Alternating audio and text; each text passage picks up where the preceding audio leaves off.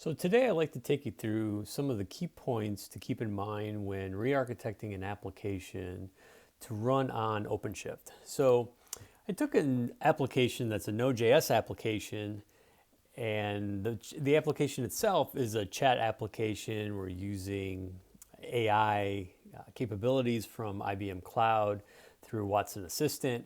It's a fairly straightforward, simple application, but as is, it would really only run on the cloud as a Node.js application if we took advantage of a Node.js runtime that was on the cloud. And that may or may not be fine for your organization. You're gonna realize a lot of extra capabilities and benefits if you actually containerize the application and run it on OpenShift.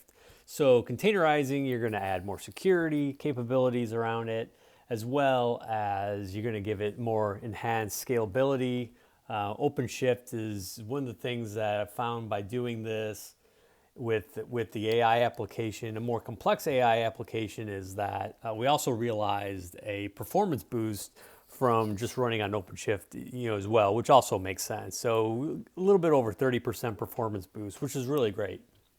So we're able to build some more security, gain some performance, gain better scalability around it as well, being able to scale containers up and down, as well as putting a DevOps process around this to take advantage of automated builds and deployments, and I want to show a little bit of the DevOps pieces that come with OpenShift. So all that re-architecting done, and really end up with a great improvement out of it. So if we look at it just as a basic Node.js application, one of the first things you're going to want to do is put this in a container and test it locally. So in order to do that, you can just use Docker. Created a simple Docker file, and nothing too crazy about this. We're going to run it locally on port 8083. Something key to keep in mind, which we'll get to in a minute. But other than that, we're just going to pull it from standard node. Do the install and run it. And if you're going to do that within the application itself, there's going to be some key things that you're going to have to define. Since we're using Watson Assistant, there's some key environment variables I need to take a look at. Things that are going to point to the API key. So my specific version of Watson that I'm using on the assistant. Some tokens that are involved, the URLs that are involved with it, the ID of the assistant. All these things within Node.js. I'm going to have to define somewhere, and if I'm running it locally, if I'm running it in Docker even, I can use a .env file, define all these things, it's fine, and it'll work, without any kind of issue. When you start moving it to the cloud, you have to then define those environment variables somewhere else. You're not going to keep them in a file. So one of the things I'm going to want to do is when I start moving it and re-architecting it in OpenShift, is I want to look at, create a deployment. Within my deployment, I'm going to have, environment variables that I can define here. And you see those same ones here. And these are the same kind of variables that were defined. So this is something that you're going to have to keep in mind when you re-architect this. This is, again, a simple application, but I like showing examples using simple ones so we don't have to understand a more complex one. This will apply the same way to a more complex application.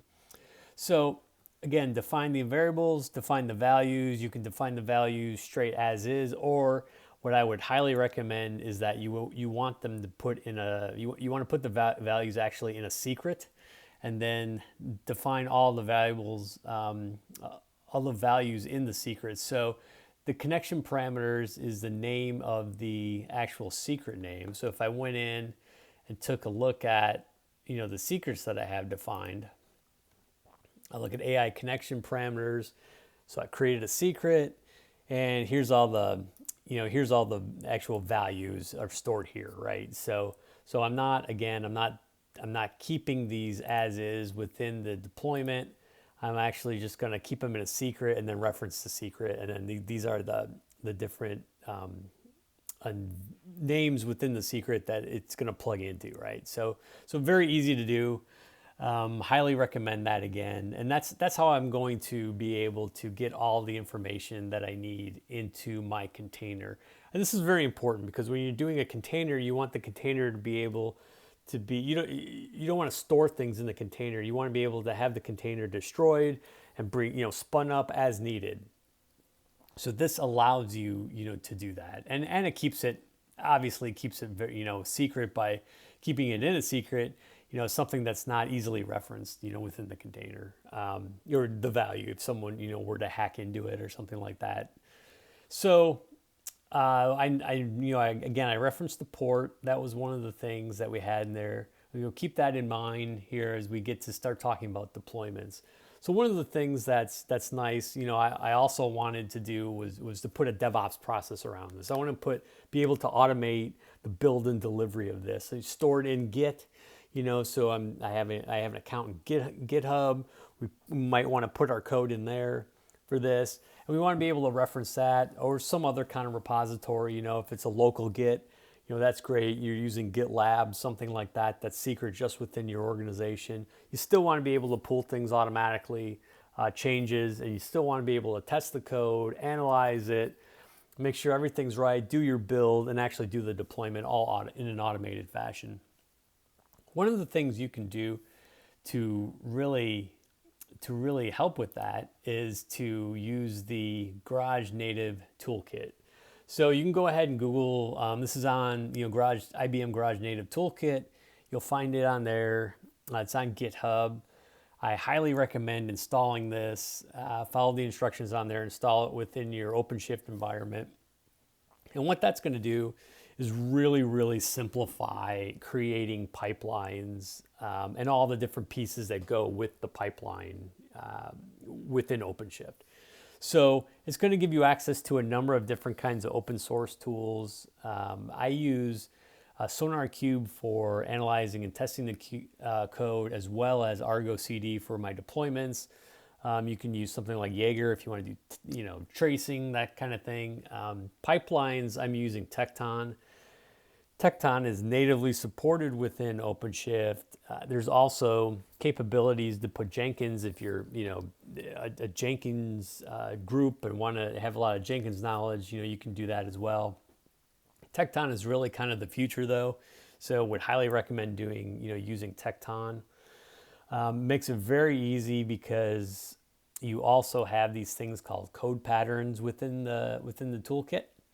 And if you were starting from scratch, you kind of pick a pattern that fits to where you want to go, and it'll give you a template, with the pipeline, everything defined, and then you just, basically edit it with your code to get going.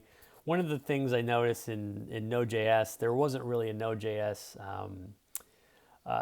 template yet, which was fine. It found it to be very easy to use by just having my code in Git, and you can kind of skip some of these parts because we're not copying the template, and all you want to do is skip down to these last three. So you want to do an enable, and then you want to do a sync, and then you want to do the OC pipeline. So if you run those three commands, it's going to basically enable your code in Git in your repository in order to able to use the pipeline itself. And a lot of this is all automated. If you go on the Garage Toolkit site in Git, it will actually explain what these commands do. So if you wanted to do them all manually yourself, you can do it. I don't know why you'd want to do that. It's fully automated. You can easily do the automation, and it limits it to about 3 commands, and it's super easy. So highly recommend checking that out. Again, called the Garage Native Toolkit within Git. So after I do that, it's going to create a pipeline for me. And pipelines are, really our DevOps process, around that. So if I look at the pipeline and I start digging into it, I can kind of see my pipeline runs, and I see I have 3 different runs here. This is the most recent run that I had when I first deployed it, and it completed fine. All 6 steps within the pipeline completed fine. You can see these did not complete fine. So what happened with here? You can see the testing, the build, deployment. If I click on any of these, it's going to take me to what's actually wrong. So it failed in the health. So what happened in the health check? So it actually did it. The test was fine. The build, the deploy was fine. Health check did not work out. So why not? So it says if I look at the end, saying it couldn't reach the endpoint. So I can scroll over and I can see, well, it doesn't look like it's actually going into that port that we had defined for the container. So there's definitely a problem here. This isn't running on port 80. So we're gonna have to start looking at how do we map our internal port to port 80, in an automated fashion within our pipeline. So a couple of different things that we can do. The Tecton pipelines themselves use, for this, we're using a Helm. So you're talking about Helm charts. And if I look at, within Helm, we have a YAML for the values. So if I look at the YAML, I had to add a port 8083. So I actually put this within the image. So this is basically saying that the image container that I have, I want to run that on port 8083, which again was the internal port that we exposed within the container if you look in the Docker file. So the pipeline itself from Tecton is pulling from that Docker file, pulling the code from Git, using the Docker file to automate automated build of the container, and then it uses the Helm capabilities, within the pipeline to say, for the next step, do the deployment and actually run it. And again, we want to be able to map that same port 8083. It's got to be 8083 in here. So go ahead and change that. The Garage Toolkit is going to give you a YAML file already created, but it won't have that in there. So you'll have to go ahead and create that again, within here. But overall, fairly simple. So map it to whatever port you have in your container, and then you're going to have to start looking at some of the capabilities within the networking. And here we go. So let's look at the service. So the service for this, we're going to have to change as well. And that says, okay, we want to map that 8083 of the container to port 80. So hopefully that's all we need to do, and we'll test it out with our pipeline. We'll be able to look at the route, and we'll see that the route is going to take us directly to that again. This will be port 80 exposed, within the cloud live, so we'll be able to hit that. And if I look at my pipeline run, after I did that, everything checked out, health checked out fine. I can look at the different release, steps that are in here. I can see I was actually using, port 8083, mapped it to port 80. Everything seemed to work. Deployment, everything seems fine. It's giving me the URL.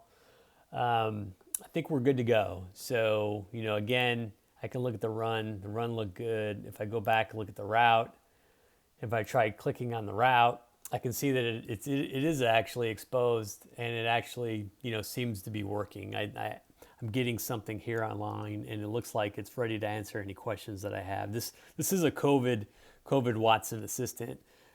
So, we can give it a question. It looks like it's communicating back and forth. We added this just so during development purposes, so we can see what maps what intents are being called and that kind of thing. So if I ask it a question, come up with something like, can my pet get COVID? We see a response, and we see the intents here. This is matching an intent called animal contact, which seems to make sense. And then as well as it gives me some of the responses. So very good overall easy approach would be to use, again, we're going to containerize things within Docker, test it out locally, make sure it runs, and then use the developer toolkit, install that developer toolkit in OpenShift, run these 3 commands, to generate the pipeline, and then go ahead and go back into anything you need to change. So you may have to change, mapping of different networking, so make sure we're going to the right ports and all those kinds of things. And then that's pretty much it.